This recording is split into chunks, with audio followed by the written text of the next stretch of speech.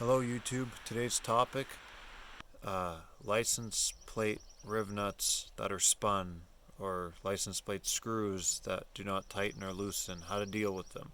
Well, bad news is in this example we're using a 2004 Volkswagen Jetta, and it utilizes what's called a riv nut. So it's like a nut but it acts like a rivet.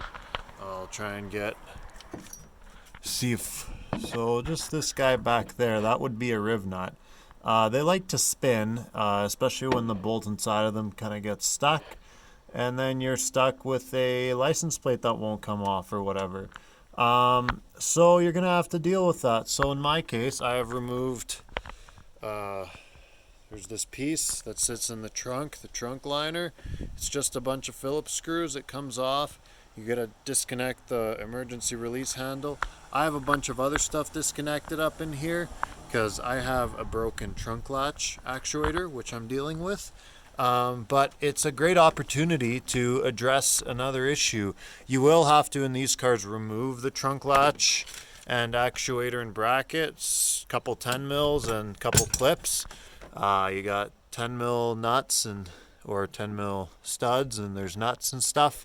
But I have a very quick and easy way. I used to be a big fan of just buying BMW or Mercedes license plate brackets and drilling new holes in and putting it in and just leaving the riv nuts alone. But in this case, my riv nuts were actually missing. So I wanted to deal with it for good. So what we have here is riv nuts are totally removed and gone, so we just have holes, and that would have allowed water in and corrosion and electrical problems.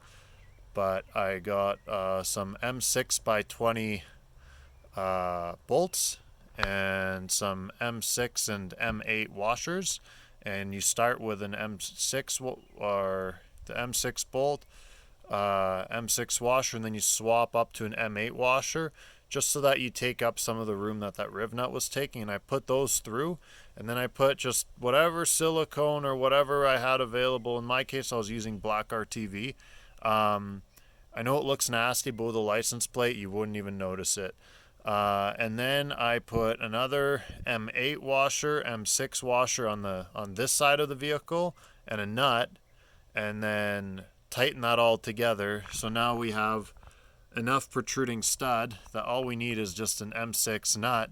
Like we put our license plate on, M6 nut, and then that's it. And it's a very simple, easy solution. If you don't have riv nuts or the equipment to do that, like this is another option. And I'm sticking with standardized-ish automotive hardware. That's why we are just using M6, because that is kind of what you will see throughout the vehicle anyways. Thank you for watching, and have yourself a beautiful day, and hope you can learn something from this video.